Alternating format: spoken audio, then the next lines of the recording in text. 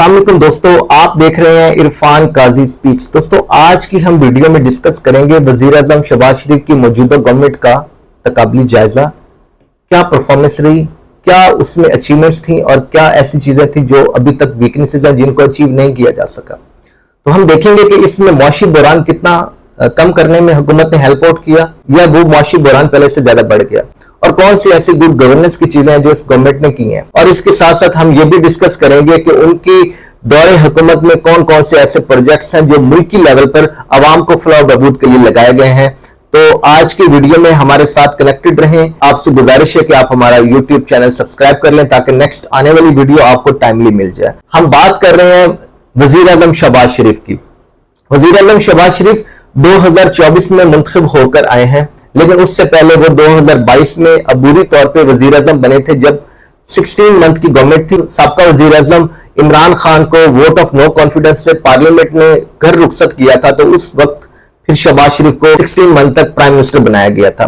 तो उसके बाद जब आम इंतखाबात हुए 2024 में, तो फिर दोबारा शहबाज शरीफ इलेक्ट होकर आए, लेकिन इस बार PMLN को अददी अक्सरियत हासिल नहीं हुई। इस बार उनके साथ पीपल्स पार्टी, MQM और दूसरी इत्तेहादी जमातें खड़ी हैं जिसके किनारे से, जिसके सहारे से ये गवर्नमेंट चल रही है। अब देखते हैं कि इन इत्तेहादियों की वजह से गवर्नमेंट कहां तक चलती है और कितना अपने आप को अवाम के सामने सुखरूप दिखाती है।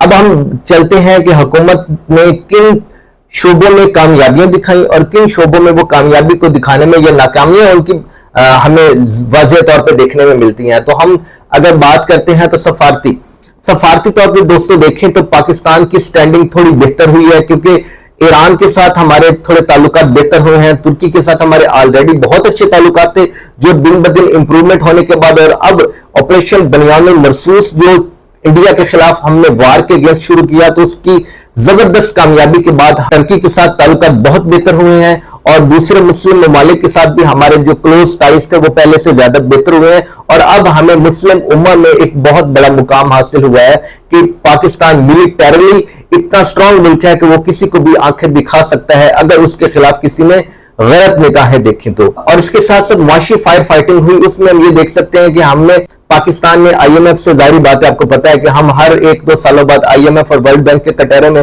खड़े होते हैं क्योंकि हमें लोन चाहिए होता है। तो दोस्तों पाकिस्तान ने सख्त शराइत से लोन लिया, क्योंकि जब ये गवर्नमेंट आई 2024 में, उससे पहले 22 में, तो पाकिस्तान डिफॉल्ट के किनारे खड़ा था और लोग ये कह रहे थे कि शायद हम दूसरा श्रीलंका बन जाएंगे, हम डिफॉल्ट कर जाएंगे और हमारी मुआशी बदहाली आपके सामने किस तरह खड़ी थी। लेकिन ये है कि टेम्पररी इस गवर्नमेंट ने मुआशी बदहाली से रोका जरूर है, लेकिन जो कर्जे लिए वो सख्त शराइत पे लिए, उसका जाहिर बात है लॉन्ग टाइम में हमें खमियाजा भुगतना पड़ेगा, लेकिन टेम्पररी उसका बेनिफिट हो गया कि हम मुआशी बदहाली से बच गया। इसके साथ साथ ये है कि दोस्तों हम देखते हैं तरक्याती मंसूबे इस गवर्नमेंट ने काफी सारे शुरू किए हैं, जिसमें ML1 रेलवे ट्रैक का मंसूबा है, थरकोल प्रोजेक्ट्स हैं और कुछ सनती जोन्स हैं जो CPEC के थ्रू बनने हैं, उसका काम भी इस गवर्नमेंट ने कुछ आकर तेज किया है। तो हम देखते हैं जैसा कि PMLN की और खासकर शहबाज शरीफ की ये रवायत रहती है कि वो डेवलपमेंट प्रोजेक्ट्स के ऊपर बहुत फोकस करते हैं, तो इस गवर्नमेंट में उन्होंने कुछ डेवलपमेंटल प्रोजेक्ट्स के ऊपर फोकस किया है जो अभी जेरे इल्तवा है, तो उनके कंप्लीशन में कुछ टाइम लगेगा। इसके साथ साथ अगर हम इंतजामी मशीनरी की बात करते हैं तो जैसा कि एडमिनिस्ट्रेटिव एक्सपीरियंस शहबाज शरीफ को बहुत वसी है पंजाब में काम करने का, और पंजाब की जो एडमिनिस्ट्रेटिव अथॉरिटी है और जो एडमिनिस्ट्रेशन है उसको जाहिर बात है शहबाज शरीफ ने बहुत टाइट करके रखा हुआ था और उससे उन्होंने बहुत अच्छे काम भी लिए हैं। तो यही काम वो फेडरल गवर्नमेंट में इस्लामाबाद में बैठ के कर रहे हैं। तो जो इंतजामी मशीनरी है वो इस गवर्नमेंट में हमें थोड़ा सा हरकत में देखने को मिलती है। इसके साथ साथ अमन और अमान की जहां तक सूरत हाल है, तो नेशनल एक्शन प्लान को थोड़ा सा रिविजिट किया गया, उसको दोबारा से इंप्लीमेंट किया गया और उसकी फुलफिल इंप्लीमेंटेशन से कुछ हमें दहशतगर्दी में कंट्रोल नजर आया। लेकिन दोस्तों आजकल फिर दोबारा से फितनल हिंदुस्तान और BLA के लोग पाकिस्तान में के मुख्तलिफ इलाकों में दहशतगर्दी की कार्रवाइयां कर रहे हैं। इसके बारे में भी गवर्नमेंट को दोबारा से सोचना चाहिए कि हमारी कहां गैप है जिनको फुलफिल करना है, ताकि हम अपनी आवाम की हिफाजत को यकीनी बना सकें और उनको भी अपने मुल्क में रहते हुए सेफ्टी फील हो और वो अपने आप को बाहिफाजत फील करें। अब जनाब हम आते हैं इस गवर्नमेंट की नाकामियों की तरफ, कमियों की तरफ, जहां उनकी लैकिंग थी। तो नंबर 1 सबसे बड़ी बात जो हमें नजर आती है वो महंगाई और मुआशी बहरान है। टेम्पररी तो मुआशी बहरान IMF اور ورلڈ بینک سے لون لینے سے ٹل جاتا ہے، لیکن ان لانگ رن کوئی معاشی بہتری نہیں آتی۔ لیکن اس کے ساتھ ساتھ ہم مہنگائی کو دیکھتے ہیں تو دوستو مہنگائی دن بدن بڑھتی جا رہی ہے۔ روزمرہ کی پرچیزنگ کی چیزیں آئے روز ہر دوسرے دن ملٹیپلائی ہو کے 20, 30, 40% بڑی ہوتی ہیں، تو مہنگائی کو کنٹرول نہ کر پانا اس گورنمنٹ کا سب سے بڑا فیلئر ہے۔ اور آپ جانتے ہیں کہ ایک عام غریب طبقہ جو ہے اس کا واسطہ ہی مہنگائی سے ہے، اس نے چیزیں لینی ہیں تو اس کی جیب میں تو پیسے ہیں نہیں، تو جس بیچارے کے پاس جتنے ہی پیسے ہیں اس کو چیزیں اتنی مہنگی ملیں گی تو وہ گورنمنٹ کو کون سی دعائیں دے گا۔ اس کے ساتھ ساتھ ہم دیکھتے ہیں تو عوامی رابطے کا فقدان ہے اس گورنمنٹ کو، جب سے یہ آئی ہے 2022 کے بعد اور 2024 کے بعد اسپیسیفکلی عوام کے ساتھ کوئی رابطہ نہیں ہے۔ پتہ ہو عوام کو کہ یہ ہماری گورنمنٹ ہے، ہم نے ان کو الیکٹ کیا ہے اور ہمارے درمیان میں موجود ہے، ہمارے مسائل سن رہے ہیں اور ان کو سارٹ آؤٹ کر رہے ہیں، لیکن انفارچونیٹلی وہ اپنی بس حکومتی سرگرمیوں میں مصروف ہیں اوپر والے، اور نیچے عوام کے ساتھ کسی کا کوئی رابطہ نہیں ہے۔ عوام بیچاری اپنے پرسان حال خود ہی ہے۔ اس کے ساتھ ساتھ ہم دیکھتے ہیں تو اتحادی دباؤ بھی ہے اس گورنمنٹ کو، کہ آپ دیکھ سکتے ہیں کہ PMLN کو کوئی واضح میجورٹی نہیں ملی تھی 2024 کے انتخابات میں، تو ان کو مجبوراً MKM اور پیپل پارٹی اس کے ساتھ چھوٹی بڑی پارٹیوں کے اتحاد کرنا پڑا۔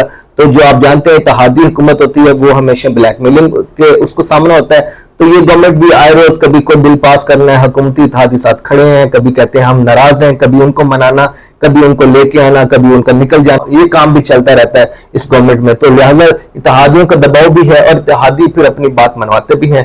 اس کے ساتھ ساتھ میڈیا کنٹرول اور سینسرشپ، آپ نے دیکھا کہ اس گورنمنٹ میں کافی حد تک میڈیا کو کنٹرول کیا گیا اور سینسرشپ لگائے گئے۔ دوستو کسی بھی آزاد سوسائٹی اور معاشرے میں میڈیا کا آزاد ہونا اور اس کا انڈیپینڈنٹلی رپورٹنگ کرنا اور اپنی خبریں دینا اور گورنمنٹ کے بارے میں اپنی رائے قائم رکھنا، یہ اس کا بنیادی حق ہے۔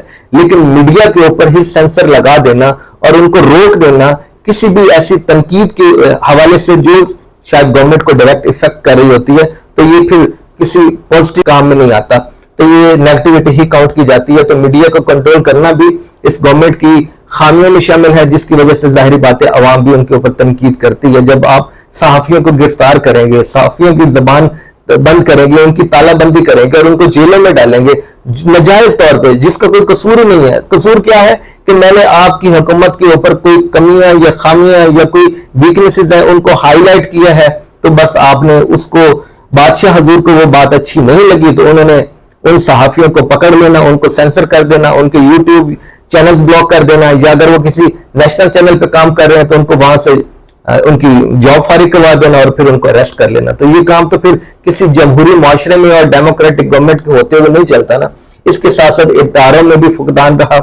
آپ نے نیب کو سیاسی پارٹیوں کو پکڑنے کے لیے، سیاسی پارٹیوں کے رہنماؤں کو جیلوں میں ڈالنے کے لیے استعمال کیا، اور انفارچونیٹلی پاکستان کی ہر آنے والی گورنمنٹ یہ کام کرتی ہے کہ وہ اپنے سیاسی مخالفین کو جیلوں میں ڈالتی ہے۔ اور الیکشن کمیشن کو بھی مس یوز کیا گیا۔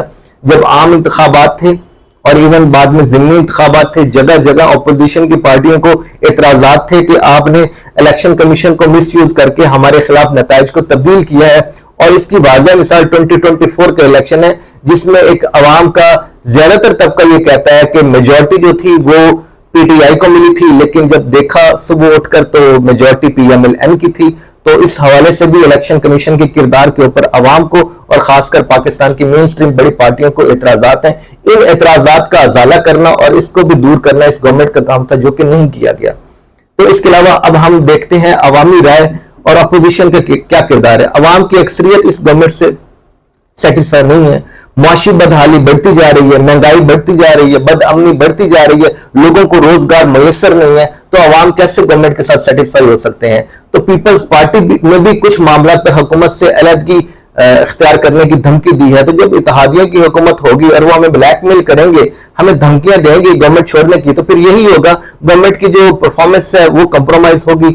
آلریڈی ہماری کوئی اتنی نیت یا ہمارا فوکس یا ہماری کوئی اتنی اچیومنٹس نہیں ہوتی گورنمنٹ میں ہونے کے بعد کوئی اچھی چیزیں، تو جب ہم اتحادی حکومتوں میں ہوتے ہیں تو پھر تو ہماری بلیک میلنگ اور زیادہ بڑھ جاتی ہے۔ تو مستقبل کیا ہوگا اس گورنمنٹ کا اگر شہباز شریف نے اصلاحات نہ کی، عوام کو مہنگائی کے چنگل سے جان نہ اس کی چھڑوائی اور عوام کو کوئی گڈ گورننس کا ماڈل نہ دے کر گیا کہ عوام کے مسائل ان کے شہروں میں ان کے گھر کی دہلیز پہ حل ہوں، عوام کو پرچیزنگ پاور ان کی بڑھے، عوام کی جو امپلائمنٹ ریشو ہے وہ بڑھے، مہنگائی کی ریشو کم ہو، اکنامک انڈیکیٹرز وہ بہتر ہوں، تو ظاہری بات ہے پھر ہی عوام دل میں گورنمنٹ کا کوئی گڈ جیسچر جا سکتا ہے، ادروائز تو عوام ان کے خلاف ہے۔ اور اگر یہی کارکردگی رہی تو اگلے 6 مہینوں میں عوام اتنی بدزن ہو جائے گی اور سیاسی حالات اتنے خراب ہو جائیں گے کہ پھر گورنمنٹ کو لینے کے دینے بھی بڑھ سکتے ہیں۔ اور حکومت اگر بلدیاتی انتخابات کروا دیتی ہے، عوام کو نچلی لیول پہ ان کے جو حقوق ہیں وہ ملنے شروع ہو جاتے ہیں اور ٹرانسفر آف پاور نیچے تک چلی جاتی ہے، تو پھر شاید عوام کو بھی لگے کہ ہمارے کچھ نمائندے آئے ہیں جو ہمارے کام کر رہے ہیں، ہمارے مسائل کچھ کام کر رہے ہیں۔ لیکن انفارچونیٹلی ہماری جب بھی گورنمنٹس آتی ہیں ان کو اپنی پاور چاہیے ہوتی ہے، لیکن نچلی لیول پہ ٹرانسفر آف پاور ان کو بالکل بھی نہیں پسند ہوتا۔ اب آئی ڈونٹ نو کہ آخرکار ان کے ذہن میں کیا چیز ہوتی ہے کہ وہ نیچے عوام کو ان کی دہلیز پہ مسائل حل کرنے کے لیے بلدیاتی نمائندے کیوں نہیں بناتے اور بلدیاتی نمائندوں کا الیکشن کیوں نہیں کرواتے۔